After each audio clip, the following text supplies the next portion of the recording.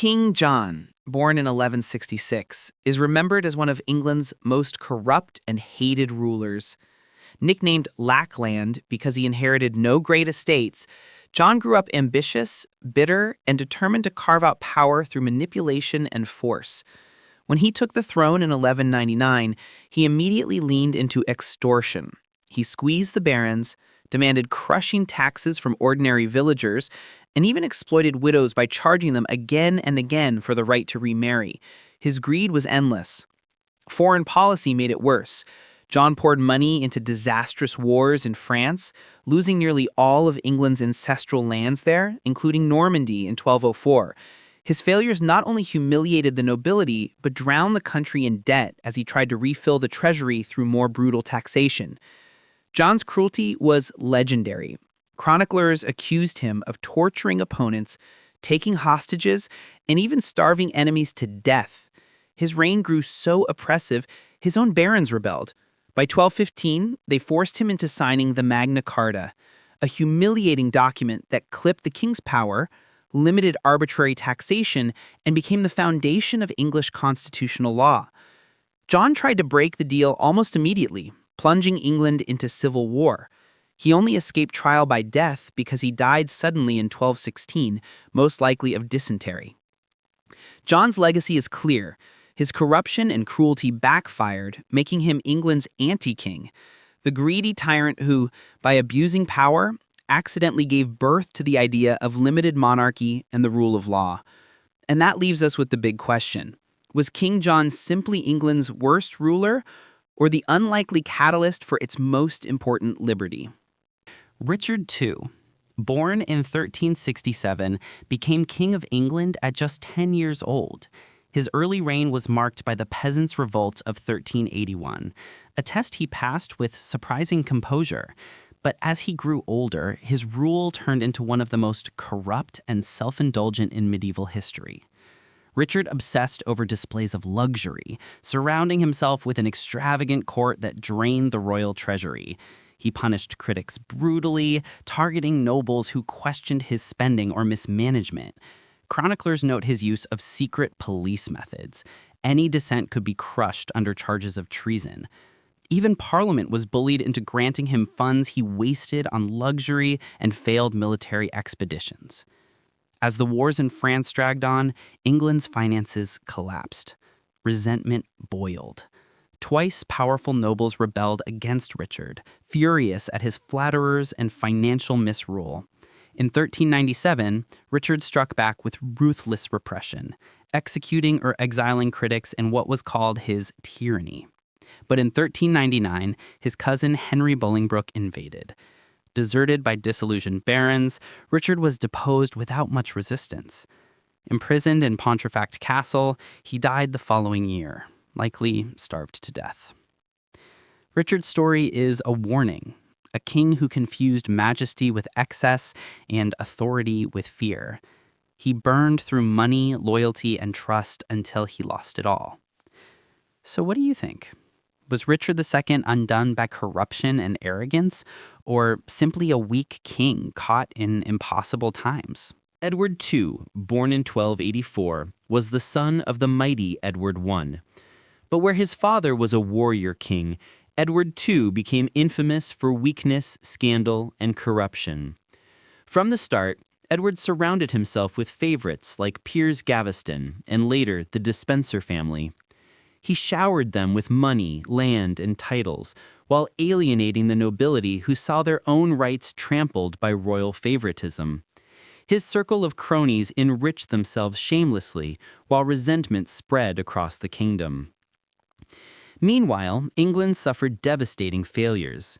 In 1314, Edward led his army to Scotland and suffered a humiliating defeat at the Battle of Bannockburn. The loss crippled England's position and destroyed faith in his leadership. On top of that, famine in the 1310s left much of the population starving, but Edward's wasteful court carried on in luxury. The misery of the people contrasted sharply with the corruption of his inner circle. By 1327, even his wife, Queen Isabella, turned against him. With her lover, Roger Mortimer, she led a successful invasion, captured Edward and forced his abdication in favor of his son, Edward III. Shortly after, Edward II met one of the most infamous royal deaths in English history, murdered in captivity, likely at Berkeley Castle. Edward II's downfall came from favoritism and failure. He let corrupt insiders rule while his people suffered war and famine. His story asks the uneasy question: was Edward II truly evil, or just disastrously weak, leaving a corrupt court to rule in his place? Henry VI, born in 1421, became King of England at just 9 months old. Sadly, he grew into one of the weakest rulers in English history. Gentle, pious, and more interested in prayer than politics, Henry's passivity left government at the mercy of corrupt courtiers who bled the treasury dry. During his reign, England lost nearly all its hard-won French territories in the 100 Years' War, humiliating defeats that shattered national pride. At home, his court descended into bitter rivalries. The king's weakness and his failure to check corruption opened the door to constant misrule, money wasted, favoritism rampant. To make matters worse, Henry suffered bouts of mental illness so severe he became catatonic. At those moments, power shifted entirely to whoever could manipulate the crown. Ambitious nobles took advantage, and England slid into factional chaos. The final result was catastrophic.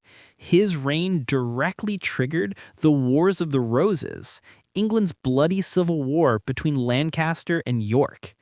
Henry was captured, briefly restored in 1470, and then brutally murdered in the Tower of London the next year after Edward IV reclaimed his throne. So, how do we see Henry VI?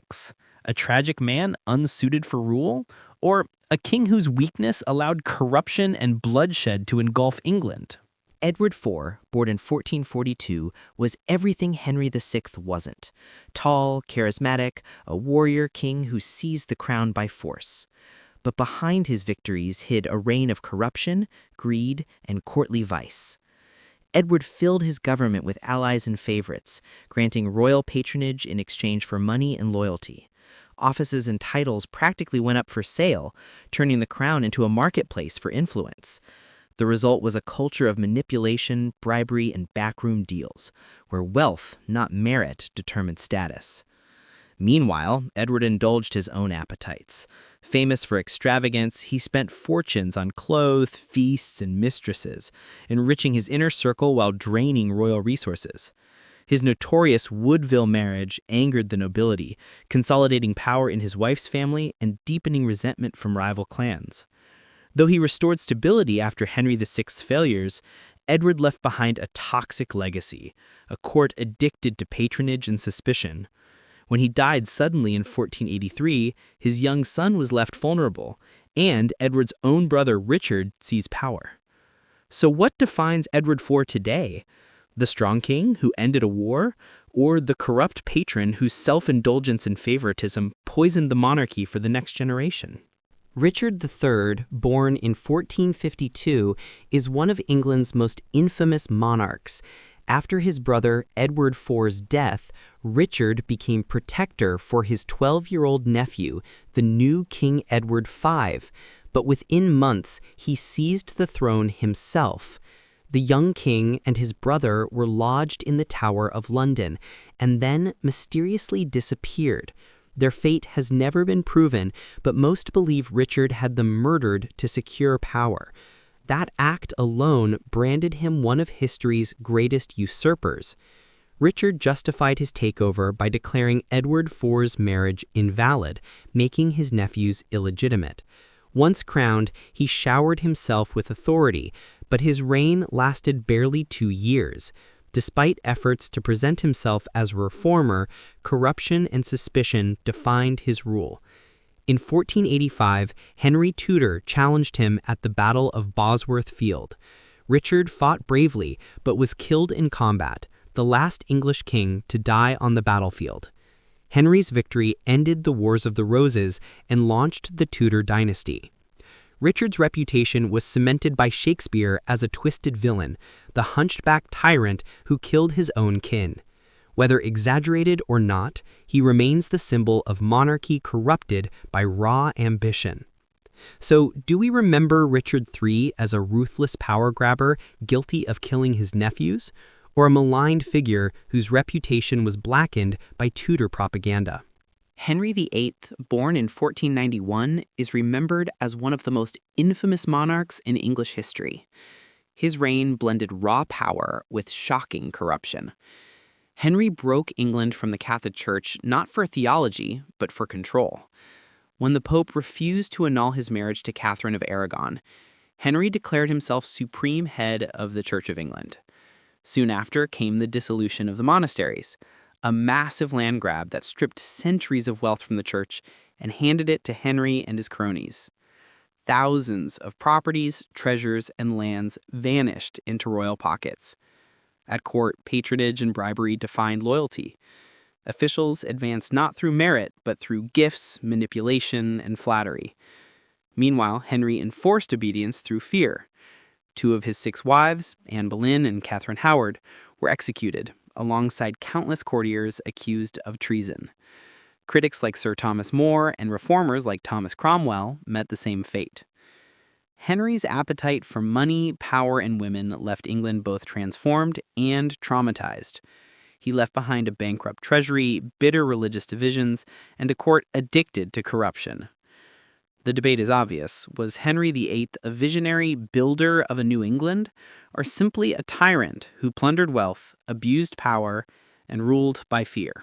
Mary 1. Born in 1516, Mary became the first crowned Queen of England. Her short reign, however, earned her the infamous title Bloody Mary. Desperate to return England to Catholic obedience after her father Henry VIII's break with Rome, Mary unleashed a campaign of religious terror. Over 280 Protestants were burned at the stake during her 5 years on the throne, including Bishops Thomas Cranmer, Hugh Latimer, and Nicholas Ridley. To her supporters, this was about faith. To most of England, it was political terror dressed up as religion.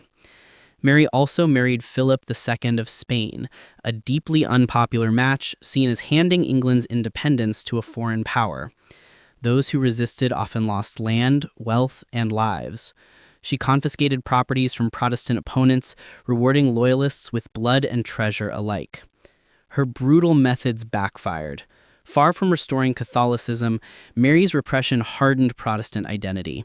At her death in 1558, leaving no heir, the crown passed to her half-sister Elizabeth, who forged the Protestant settlement that defined England for centuries. So what's Mary's legacy? A queen guided by faith who burned her nation into resistance? Or a tragic figure, remembered only as a symbol of corruption through fire and fear? James I, born in 1566, became the first Stuart King of England in 1603. Famous for sponsoring the King James Bible, his reign was also drenched in corruption, extravagance, and scandal. James was obsessed with splendor. He poured enormous sums into clothes, jewels, and pageantry. Always short on funds, he sold titles, offices, and monopolies to raise cash, turning his court into a marketplace where everything, even justice, could be bought for the right price. Worse, he surrounded himself with favorites, like Robert Carr and George Villiers, who rapidly rose to power.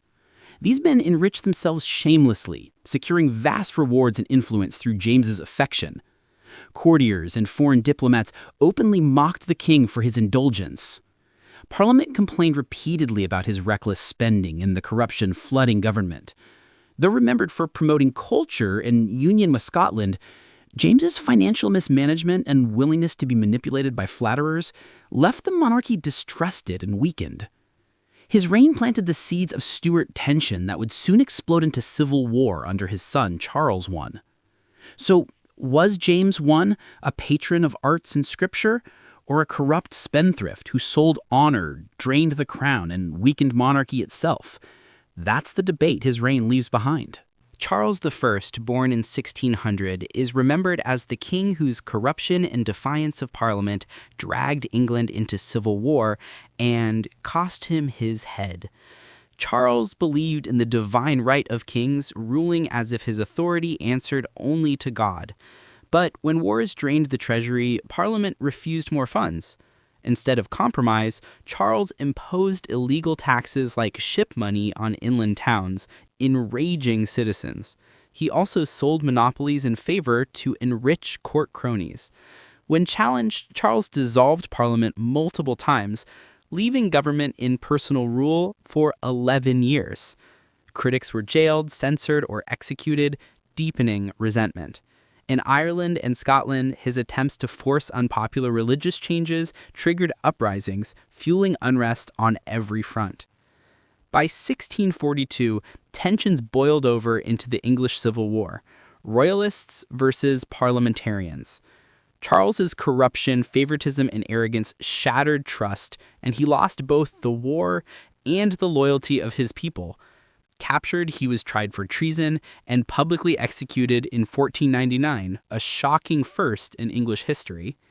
His legacy? A warning that corruption and absolute rule could literally unseat and behead a king.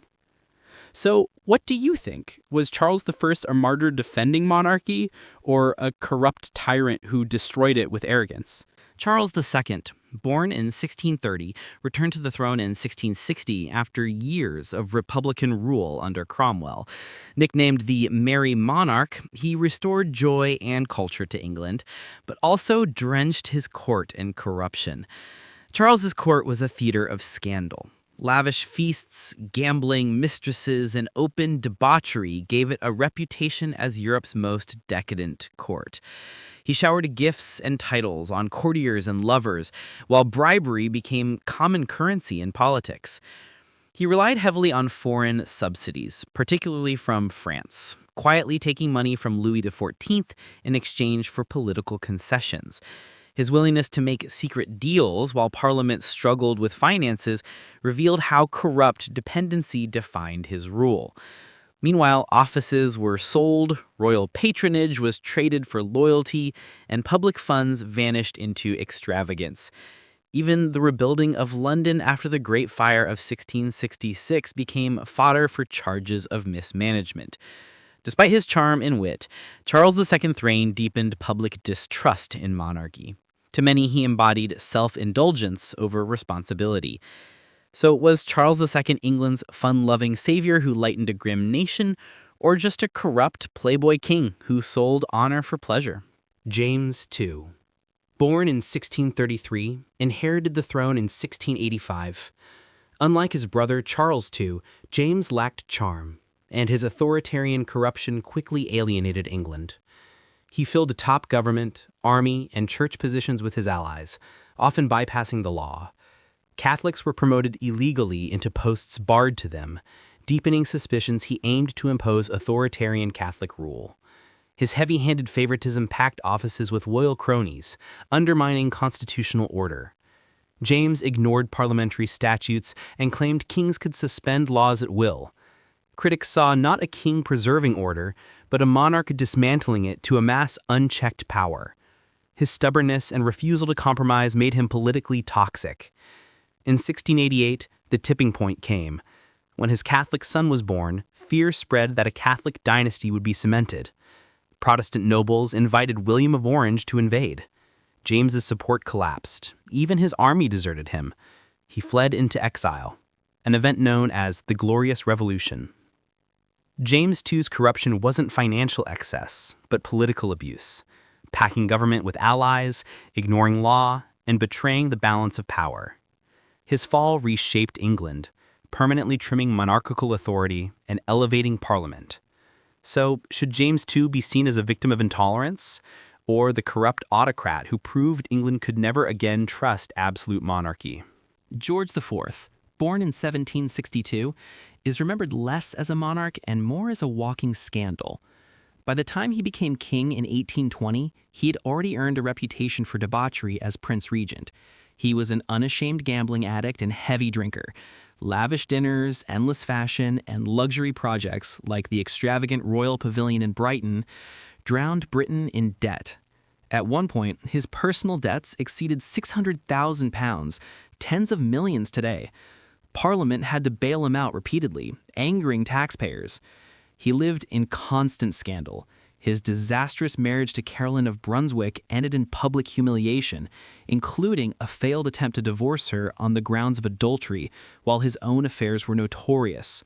Mocked as the first gentleman of Europe, critics called him lazy, gluttonous, and corrupt. While Britain was fighting the Napoleonic Wars and enduring hardship, George gorged himself in excess. His brand of monarchy symbolized detachment, corruption, and indulgence. So, do we remember George IV as a man crushed by temptations, or the most corrupt playboy ever to sit on the throne? Edward VII, born in 1841, spent decades as heir apparent, waiting for Queen Victoria to die. In those years, he cemented his reputation for scandal, extravagance, and vice. Nicknamed Bertie, he became the face of high society indulgence. Gambling, horse racing, mistresses, and endless parties defined his life long before he became king in 1901 at age 59. Scandals followed him constantly. Affairs with actresses debts quietly paid off, and questionable financial dealings with shady businessmen. Even as king, Edward never shed his appetite for luxury. His spending was legendary: lavish trips abroad, grand dinners, jewels, and women. Though charming and diplomatic on the surface, behind the smiles lurked endless rumors of corruption, payoffs, and influence peddling.